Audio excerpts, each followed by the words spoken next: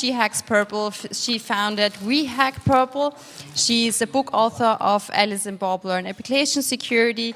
She is a known speaker at the big security conferences.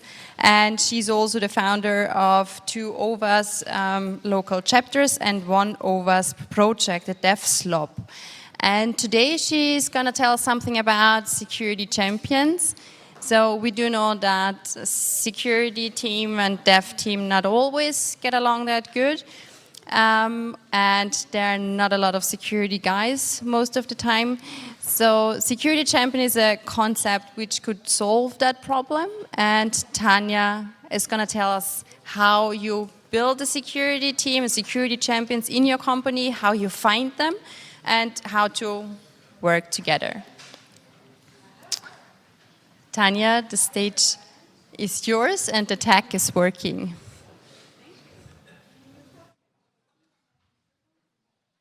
Okay, it's on.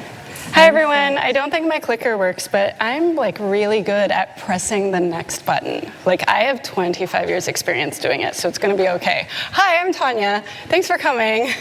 I'm really excited to be here. So I've been talking to the sec4dev team on the internet for a really long time, and so it's very much so my pleasure to be here. And also I get to watch all the other extremely smart speakers, and they gave me a ticket for free. So what are we going to talk about today? We're going to talk about how to scale your security team and how to scale your security program through security champions. We're going to talk about, what is she talking about? What is a security champion? How do I build them up into a champion? How do I find them? What do I do with them? What do I teach them? And then also, I just wanted to get your juices flowing about questions. Lady, I saw you. Your questions were awesome. I'm like wanting to tempt you with maple candies. So I'm from Canada. So you're going to hear an accent at some point throughout this conversation. I will say about. I mean about. But I brought candies made purely of maple syrup from our fancy tree. That's like the leaf we put on our flag. And I'm not American, so I also did not know where Ohio was this morning. And I live next door, so you're not bad. Don't worry if you got it wrong. I didn't have any idea. Sorry, Clint. Okay, so I have like a recipe that I follow. So my first AppSec program,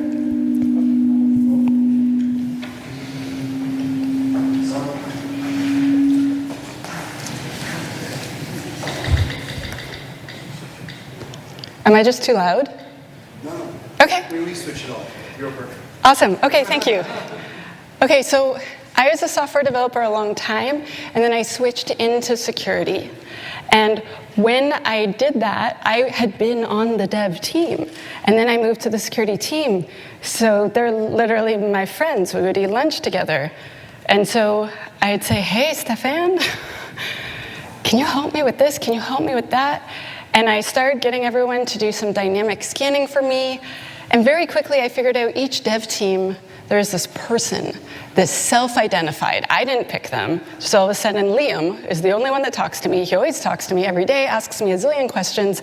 And then before I knew it, he's my guy. And then we're meeting regularly, and I'm helping with security problems. And before I knew it, I had a specific person on every team that did all the security work that was my favorite person. And I had this whole, and my friend was like, oh, that's called a security champions program, nice. And so ever since then, I keep doing it. And I'm really excited when I see other people talk about it so I can go learn their ideas. And so I have a recipe now that I follow when I do consulting. And so I start with recruiting. And I'm going to go over these in detail just to be clear. We're going to go back to this little map. So you're like, I'm lost. Where are we in her talk? Oh, we're there. So we're going to start by attracting awesome humans instead of being like, you're late to the meeting. You're a security champion now. Then I want to engage them and get them excited and interested. And then I'm going to teach them stuff. So all the stuff I need them to know to do the work of being a champion, I'm going to teach them it. So they don't have to come knowing stuff. Then I'm going to recognize and reward them. And I'm going to explain briefly the difference. But basically, we want to make them feel like we appreciate them. Because these people are doing their whole job and getting a salary and doing a whole bunch of extra work for free, for me, or for you, or because they care about security, or because you've made them feel valued. And so we're going to talk about that. And then this might sound silly, but this one is the hardest one. It's the one people screw up the most often. So we're going to talk a little bit about that. And so this is me in a different outfit. So this is the mandatory about me slide. So I am a CEO and founder. I do DevRel, which stands for Developer Relations. So I am an avocado. And I known as She Hacks Purple, and I dyed my hair red, and I was like, I hope people still know which one I am. And I wrote a book about AppSec, and I'm writing a new book about secure coding. I've worked, so in July, it was 25 years in tech. You can't make me go away, which is good. So I'm an advisor for, basically, like, so I'm a nerd who spends a lot of, wait, can you see this? Yeah, I'm a nerd on the internet. That's the main takeaway. Hi, Barbara. I was excited to see her. Anyway, if you go to, you know a person in a country, you're like, I'm going to meet you, I'm going to see you, I'm going to get a hug from you. Anyway. Okay, so the problem. So there are not enough AppSec professionals. Like, there's just not enough. If even every person in this room, because I saw Clint earlier, he did a survey, and we were not all AppSec professionals. And so even if every person in this room was an AppSec professional, we wouldn't be enough to fill all the roles that are not filled right now in Austria. And internationally, it's way worse. There's many, many open roles. There's many companies where they need someone to do that job. They don't have a program. They don't know what they're doing. And so quite often it will be me and 500 lovely software developers, or the worst one was 2,000 of them. I found out later it's only 1,800 and change, but still, you can't work harder. You can't work like just more hours. You have to be smarter about it, and you have to get help. And so we're going to talk about asking for help. So we're going to talk about scaling your team. So I used to work at Microsoft. I don't work there anymore. So they taught me like 10,000 things. But one of the things that I really talk about a lot was scaling. They're always like, oh, Tanya, that's nice. You spent 2 hours writing this nice email to this person. What if you wrote a blog post so you could answer that for everyone? What if instead of you flying all the way to a new continent to speak at one conference, what if you then spoke at a meetup or planned a women's event or planned a this or a that and reach as many human beings as you can? If you're going to get on an airplane, have a lot of stuff you're doing instead of one thing. I'm like, oh. And so they kept talking about scaling, and I was like, yeah, I'm writing this blog, and I'm going to write a book, and they're like, awesome. And then I was like, yeah, I'm doing this, I'm doing that, and I'm like, yeah, I'm going to leave Microsoft and start my own company. They're like, that's not what we meant. That's not okay. But they're actually very supportive and wonderful, and really did many things to try to help me succeed, which was great. But scaling is a thing that I didn't realize could apply to just my job or just my security program. So what the heck's a security champion? So let me tell you what Gartner says. A security champion is a member of the team that takes on the responsibility of acting as the primary advocate for security within the team and acting as the first line of defense for when security stuff happens. But this is the Tanya version. It's the person that's excited about security, is the person that asks the question, is the person that shows up at every lunch and learn, is the person that just happens to be swinging by your desk for no reason, even though they work on the other floor. And whether I have to bribe them with candy, Zane's very brilliant, that's a good one, but I actually prefer to use pizza because I live in Canada and Canadians are addicted to pizza. We really like it, and that's okay. And so I like to find this person instead of that person, because even if this person is just excited and they don't know anything yet, I can get more from them and they will have a better time. So, okay, so what is a champion? So let's be that wasn't enough. So let me tell you more. So as a champion, they are your communicator. So they tell your message and story. So they deliver, oh, Tanya's creating a new secure coding policy or standard or whatever she's decided to call it this time. She wants to have a consultation with us about it. Apparently she wants to hear what we think. She has not been mean to me yet. Maybe we should go. Right? So they share your message. They help their team with security. But they're also the opposite. So they tell me what's going on. So they'll tell me, so I was at this meeting and they decided that we would write our own encryption, and that actually means base64 encoding something 2 times, and I explained too that didn't matter if it was 1 or 2, it was still like 0. But they didn't believe me, and so I don't know, is there a way you could come and like stumble upon that this happened without anyone knowing I told you? I'm like, I can do that. And so they tell you things about what's going on. And then they're your advocate. So they will perform security work for their team, for you, but also the thing that is kind of cooler is they advocate for security. So my first job, I was the dev. So I had been a lead of a dev team. I had made us all obnoxious little pins that said it works on my machine, and I was their friend. And so then when I asked for help, they're like, we'll go into a burning fire for you. Like, we were very close. It was really awesome. But then when I went to the next company, they're like, you're on the security team and all of them are evil. And so I had to like, build some trust and talk to them. And so I learned very quickly, if you weren't one of them at your company and you came in as a security person, if they've had bad experiences with the security team before you, and that can happen, the best way you could ever get a message across to them is not from your mouse. It's from the person on their team that sits beside them that is their peer. Because when I come to a meeting and I'm like, encoding is not encryption, and crypto does not stand for money. They don't like, they're like, oh, grouchy pants.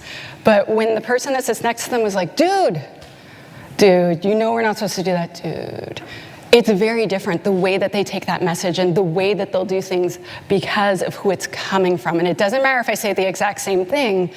It doesn't matter. It's because this person and the relationship that they have with them. And so them advocating for security is so much more powerful than when I do it. Is my head in the way? Is it okay? I really like moving around a lot. Okay, so I want to talk about building security champions, because it turns out they don't just come out of a factory. So I want to follow this recipe. So I'm just going to basically do this. I enjoy giant arrows, in case you're like, I'm confused which part we're talking about. There's a giant arrow usually involved, and or silly pictures and people high-fiving. So I want to talk about recruiting.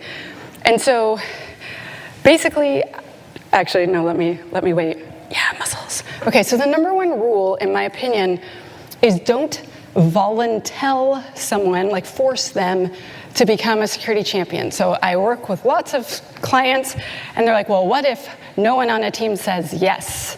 And I'm like, I have more steps for that. But we start with telling everyone ever, I'm building a security champions program. And when people are like, what is it? I'm like, I'm going to tell you for as long as you will tolerate me. And at meetings, I'm like, I'm doing this, and my email signature, I'm looking for security champions, is this you? I tell everyone ever, but I don't make them do it because I want to attract the right people instead. And so that is the number 1 rule, but there's 2 really important rules. And by number 1 and number 2 rule, I mean, these are things I've seen clients like break their programs with, is getting your management on board.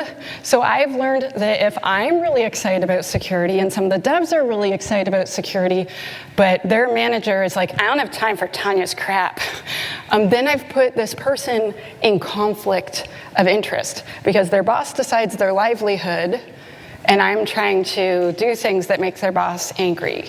And so if you don't have management on board and you're attracting champions and management is frustrated with you, you need to address that. You can't be like, well, go tell your boss this. Like, you need to go talk to their boss and be nice and express appreciation that they're letting their team help you with stuff, and don't be like, do you hate security? So it's just, managers really need to be on board. If you don't have that, it's going to be bad. So how do we recruit? So I literally ask people for volunteers, and this might sound really weird, I'll send invitations. Do you remember back in the day where people would send you an e-invite to things, and now with phishing, people are like, I'm not clicking that. I'm not going to that fake wedding.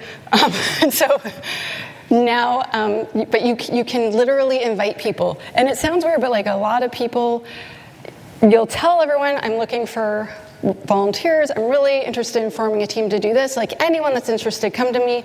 And then there's still super awesome humans that will never come to you that are very interested because they're shy, or because they have imposter syndrome, or because they're like, I don't know enough, I probably won't be good, she means someone else. So here are some examples of how you can know who to invite. So provide opportunities for them to reveal themselves. And this might sound really weird, but if I send an email out to all the dev teams and I'm like, hey, I wrote a secure coding policy that I think sucks way less than the last one, but it only matters what you actually think. So I'm holding consultations on these days. I will have carbs. There will be bagels or donuts or whatever the thing is. If you can combine sugar and carbs, which I know sugar is carbs, but both together, it's even better in Canada. But basically, people that show up to that, potential champion, especially if just one from one team shows up on their own. That person's a potential champion. You could have lunch and learns. And so you might think, oh, Tanya's on stage and she's good at doing public speaking. I am good at it now. At the beginning, I was like 2 thumbs down, would not recommend to friends. And that's okay, because I was excited about what I was talking about and I got better at it. And eventually, before I would go on, I didn't think I might die. And I have still not died, so it's going very well. But at first I was like, literally, but it worked out. And so if you are really interested and passionate about the thing you're telling them, people will hear you even if you're not smooth and funny and wearing cool whatever shirts or whatever. Okay, so this might sound silly, but I would add things to my email signature, like I'm doing this, or I'm doing that, or I need this. And so I convinced my friend Lucas to do this. And he's like, it's not gonna work, Tanya. And I was like, just add it to your signature. And he's just, I'm looking for security champions, is that you? Oh no, I'm looking for security champions, ask me how. And he's like, 4 people emailed me. And I was like, what happened? And he's like, 2 of them were like, that sounds like too much work, Lucas. But the other 2 said, sign me up. And he was only looking for 8. And he's like, I just found 25% of all the champions I need by being a dork in my email signature. So anything that you can do that provides, like the candy jar we talked about, this might sound really below the belt, but I used to order pizza, and I've told you about our attraction, our homing beacon with pizza. And I would get the pizza, and then I would open the box, and then I'd walk the long way around all through the devs. Like, it didn't even make sense. It's like, why is she at the back near the windows? And I'd be like, I'm looking for something, and the smell. And I'd be like, does anyone want to come to the security thing? And I would get twice as many people as the month with no pizza. And I'm okay with that, right? And so you can attract volunteers. So I like to give presentations. I have met security people that write newsletters. And I mean like a newsletter inside where you work, just for the devs. It might sound really silly, but it's like, hey everyone, I'm Tanya from the security team. I'm still here, this and this and that. I'm gonna do these things. So anyone that asks questions a lot, that might sound weird, but anyone that asks a lot of questions is usually very passionate and interested. And you don't want to ask them in front of everyone and embarrass them, but maybe later be like, hey, you asked like those really awesome questions. And I thought you might be interested in being a champion. And you should be graceful if they say no. And you can always say like, okay, well, like if in 6 months you change your mind, let me know. Okay, so I have one more thing. I have this friend named Ray, and I talk about him too much, and he and my other friend Aaron write this blog called Hella Secure, and they're very, very obsessed with AppSec, and his mantra is, you are my customer, because he does AppSec, and they're devs. He's like, you're my customer, I work for you. And mine is, it's my job to serve you. It's my job to help you do your job securely. But when I started, the people that first taught me, it was like, it's my job to find all your bugs and tell you how wrong you are. It's my job to say no a lot. It's my job to be a gate and make you wait and all those things. And when I changed it to this, people noticed, and I got invited to more meetings, and people were nicer to me, and people like really, really, really noticed. And so your mantra, it sounds weird, but like your personal mission statement at work can really, really change the way, like even the verbs and adjectives that come out of your mouth, you don't even realize it, and you sound friendlier and nicer, and all of these things that they are probably dreaming to hear from a security person of like, hey, can I help? They're like, what? I thought you guys only knew one word and it was no. Okay, so let's say you have some champions, you don't have all of them yet. I start this phase because they're going to talk to each other and other people are going to talk and they're going to see an email or this or that, and you will keep recruiting more. So the recruitment phase continues. You continue to invite people, but you start. So you're starting the program. So we want to engage, so that there's a word. So that engage is to occupy, attract, or involve. And I want to occupy and attract and involve them towards security, in security. Like all the security stuff we're doing, I want to bring them towards it. But I want to do the opposite. I want to be their buddy. I want to help them. I want to be that person that they can depend on. I want to be this person on the security team that says, I don't know, but I'll find out. Or I don't know, but I know some smart people. What if we have a meeting and we'll brainstorm until we figure out something that works for everyone? And when you are that person they trust and you help them, it goes both ways. So you get a lot back. So for engaging, so this is the one that like just was the nail in my coffin for me joining security and never looking back, was I went on a security incident. And so I became an enterprise architect on the security team. That makes no sense. But they felt that I wasn't qualified enough to give me a security job at first. So they called me an enterprise architect. But I was on the security team, which makes no sense, and that's okay. And then they had a security incident, and they brought me along, and I was like, this is amazing. It was very cool. Share appropriate secrets if you can. So a lot of security people, like, we're awesome. I say this a lot. We're awesome at keeping secrets, and we really, really stink at marketing. As an industry, we have so many old people in North America that are like, I'm not going to click on that pop-up, can't fool me, and it's the update button. I kid you not. And they're not updating anything ever all the time because that is the only message they received. Or they're like, oh, there's like the little green lock. I can do this phishing thing. It's just like there's such a disaster of our market. We're really bad at it. And so if we share secrets that are okay for them to know, so like if you've had a public breach, then it's easy to talk about it at work, but you can still share information that is okay. You have to get permission and stuff, but I thought this was stupid, to be totally honest, and my boss at a department was like, there's this one team, they, like literally their boss would tell me to F off and stay the F away from his devs because they had work to do. And he's like, all your fun, stupid presentations, and no, I don't have time for your crap. And so he held a meeting with just them and told them about a big security problem we had, a breach we had, and then a giant AppSec incident. And at the end, they're like, oh my gosh, we didn't know this was happening. And he's like, that third one was your team's app.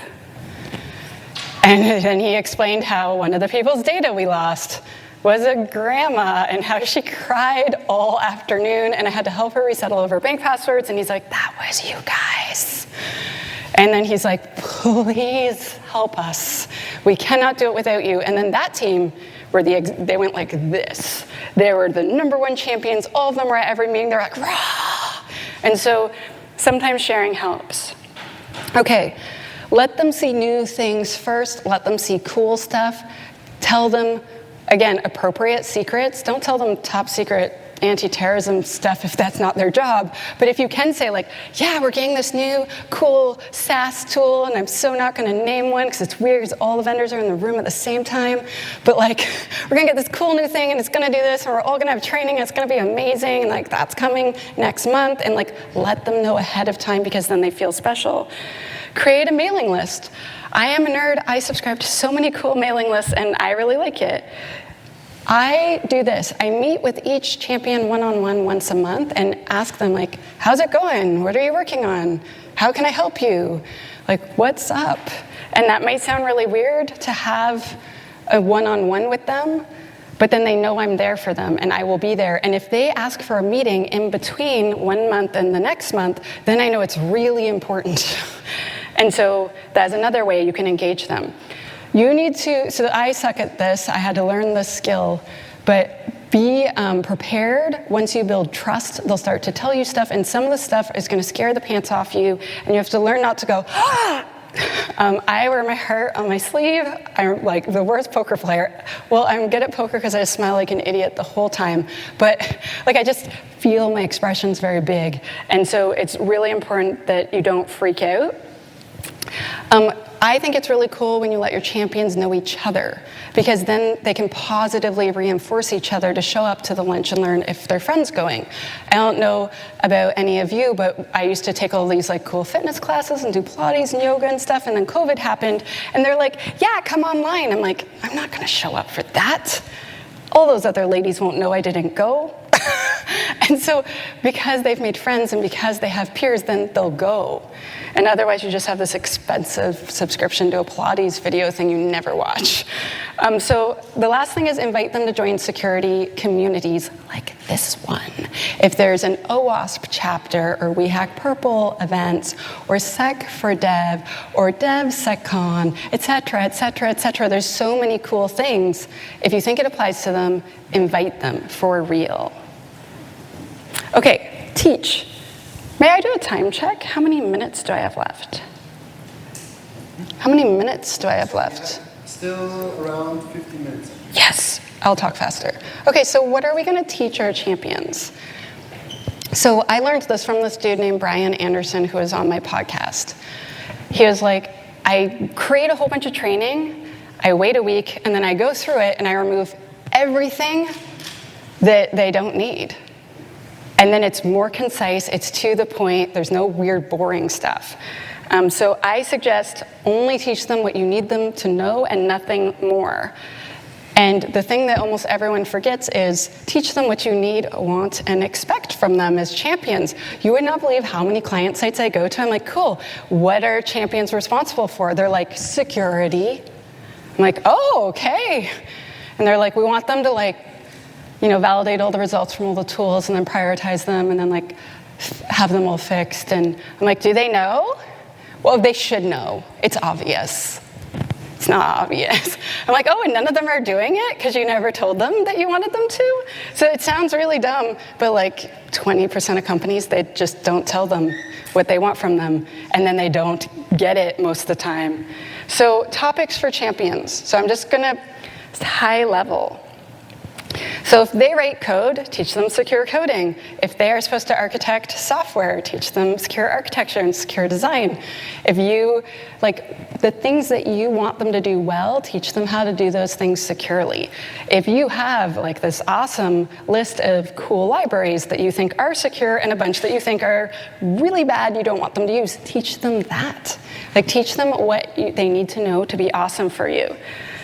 Teach them your policies, and when I say teach them your policies, I don't mean send them an email with a link and be like, yo, read this, and then it's like 25 pages of text. I have seen security professionals say, oh, here's your answer, and it's a link to the main NIST website. And they're like, just like, read it. I'm like, there's thousands of pages, like, what? Is it like, is there part of the link missing? They're like, they'll find it. I'm like, yeah, like maybe next year. And then lastly, tooling.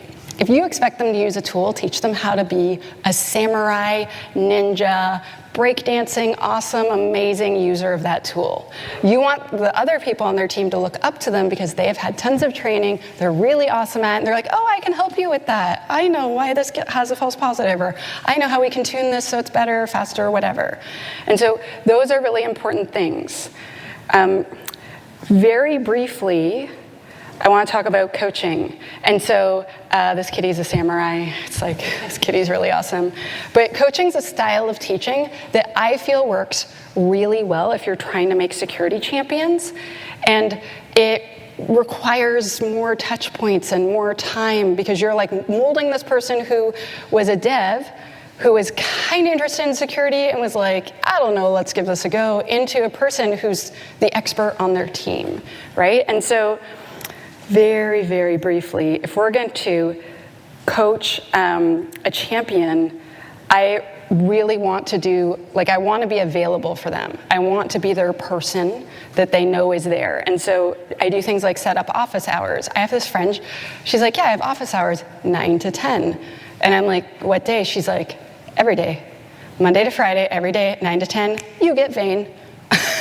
And you don't need an appointment, and I'm there, and I'll answer all your questions. And after a few months, she's like, yo, I get into work at like 5 to 9, and there's like 5 people waiting outside my cubicle. I'm awesome. And like, she just got more and more people interested, and she's magical, but I digress. Okay, so set repeat meetings with people, and if they cancel, it's like, hey, I saw you canceled, can we reschedule? When works for you? So that you see them every month and you don't forget. Because the one that hasn't talked to you for a few months probably needs you, if that makes sense. Help them prioritize all of their security things you need them to do. This sounds weird, but as a boss, I spend a ton of time, and as an AppSec person, a ton of time helping people prioritize like what actually matters versus what their teammates said were easier to fix, or, you know, we thought this was important because we read about it on the news. I'm like, it is, but all these things are also important, and I actually want those also in that sprint. And so helping them prioritize is important. This is the most difficult thing in the whole presentation, be available. If you just don't answer them for weeks at a time, you're not coaching, you're doing something else, and I don't know what the word is for it, but this is not what you're doing. I like to help them set goals and then help them achieve the goal. And that's actually like the definition of coaching, basically, is like helping someone do lasting change. But you want to help them do, like, be awesome at the SAS tool, and then be awesome at the dynamic scanning tool, and then be awesome at, etc. I like to teach them a specific skill, a specific tool, like tell them, I'm going to teach you this, spend time doing it, check in on it, and basically ask them what they need and then help them provide it. And it sounds weird, but that's super, super, super important. I've just had so many security people drop the ball on me so many times. Okay, so next is recognize. Who here has read either the book or an article or like maybe a social media post that summarizes the 5 love languages? Like, no one? Okay, there are 3 of us that know about it. Okay, so some person wrote a book, and it's way better if you just read it as a summary. But the idea is that there's 5 ways that people express love and 5 ways that people feel love. And I don't mean that we should be kissing anyone at work. I do not mean that. But basically, when it comes down to it, recognizing and rewarding people are 2 of the love languages that are appropriate for work. And so some people, if you pay them extra money, they feel very valued and very important. And other people, if you give them a better title or put in their performance review how awesome they are, or tell their boss or give them a shout out on like social media or in your Slack channel or Teams or Bob, we use Bob. Anyway, whatever you do, right, for them, that's way more important than some money. And so I propose you do both to get everyone. There are some people that really like to be touched. Don't do that. Just don't. Okay, so I'm going to talk about recognize. I just don't want anyone to be like Tanya said, I was allowed giving massages. It's like, no, I don't want anyone getting in trouble. Okay, so it's important to recognize our champions. Because we want them to know they're doing great work, and we appreciate it. We want to express gratitude because we don't want them to feel like this. Like, I'm doing 2 jobs and getting 1 paycheck and this sucks. We don't want them to feel like that. We want them to feel like our gratitude, like legit. So you can create a certificate that goes on their wall. You can recognize them in front of their peers. It might sound weird, but I have this reminder on my calendar every week to call out one of my staff for something cool they did that week. And I call out at least 1 person every single week, and people are like, I've never had a boss that did that before. And I'm like, well, I want you to not ever leave, so we're even. This is a really important one. Put a note in their performance review. They're doing way above and beyond their regular job. Put it in their year, every single year. Tell their boss every time they do something big. Send them an email, so put it in writing, document it, that you see them do something, or even better. So let's say they report something to you, they tell you about a thing, and they don't know if it's a thing, but maybe you should just know about this thing. Tell them at the end, so you know what, I went and I looked into that, I met with these people, and there was a problem. And together we worked, and we found an awesome solution. Clients happy, we're no longer serving things on SSL2 or whatever was very bad that was happening, and everyone's happy now, and that was because of you. And so when you do these things, I think I have one more. When you do these things, you make them feel special and know that you feel gratitude. A lot of people forget to tell people that they feel gratitude towards them. They're like, oh, they know. I don't think people can hear that enough. Okay, so reward. So reward's the opposite. So I really am a fan of reinforced good behavior rather than punishing bad behavior, unless someone does something bad a bunch of times and then I'm like, hey, you don't work here anymore, it's awesome. But ideally, we like constantly tell people they're doing a good job and try to push people towards doing the good things you want. And so I like to reward literally anything. So I realize some people are like, you missed your calling as a kindergarten teacher.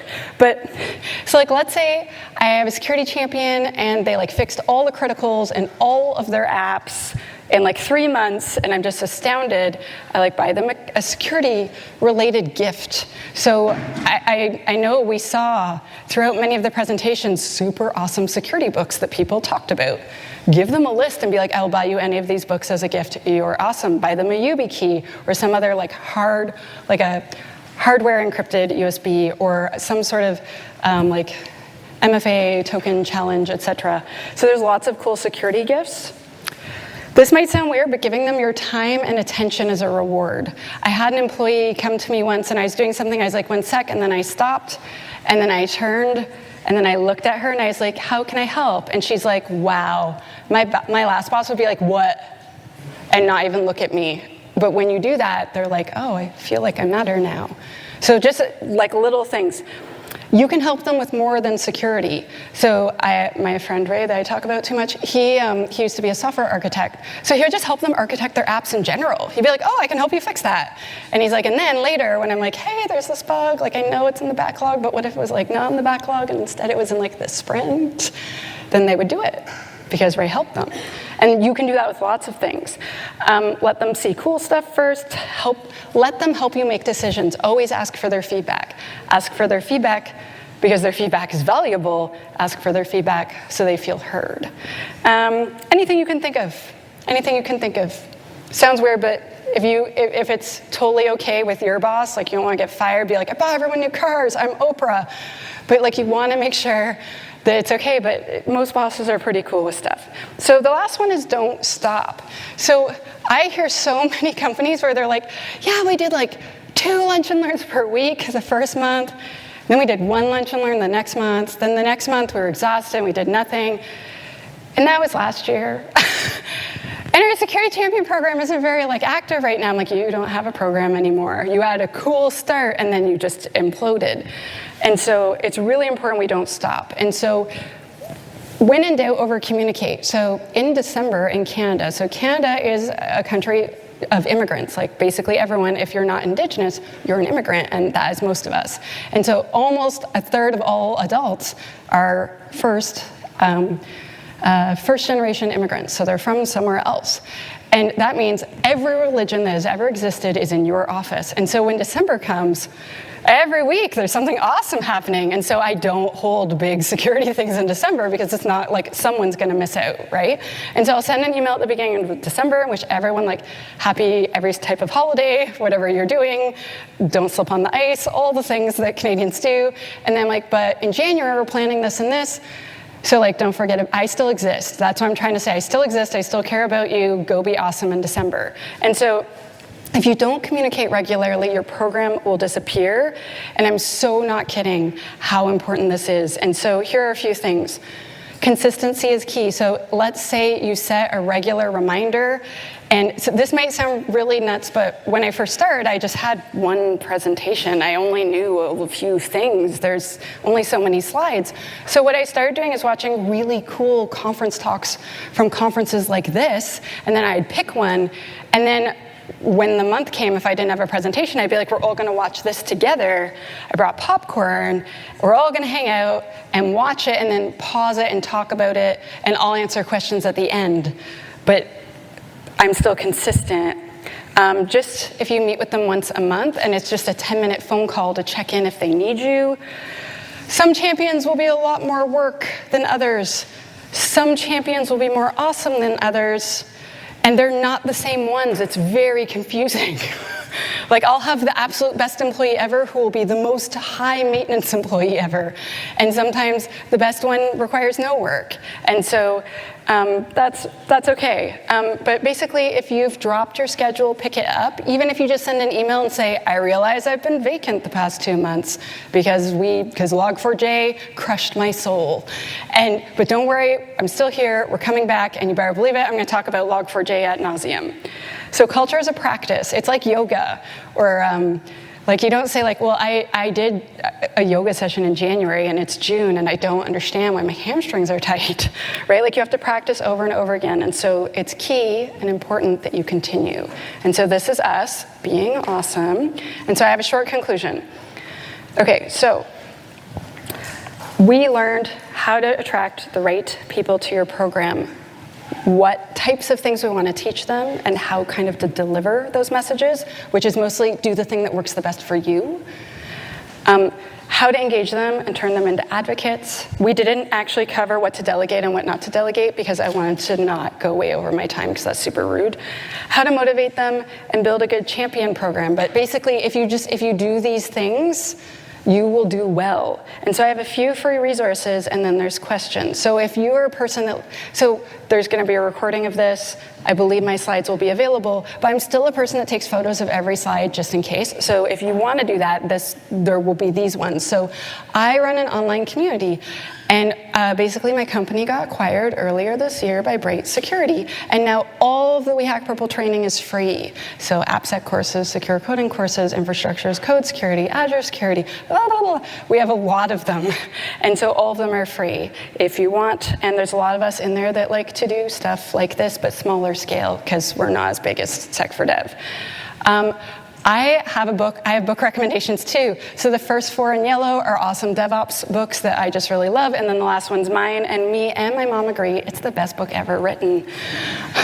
I have a podcast, and we just started season 3, and I told my boss, I was like, I don't want to do the podcast anymore, it's so much work, and he's like, what if you only had to talk about AppSec, and you didn't have to talk about every other area of security? I'm like, I'm in! And so I'm just inviting cool AppSec people, and I'll probably invite people that spoke at this conference, but anyway, you've been warned. And then me, I am a resource, so I am a nerd on the internet. I have a newsletter that sometimes I even mail out. I have like a website, and I do things a lot. And with that, I want to wish that you spend your life doing strange things with weird people, because to me, that's the best life a person can have. And I want to say thank you very much, and you can send your pumpkin spice recipes to me, because I really like pumpkin soup. Thank you.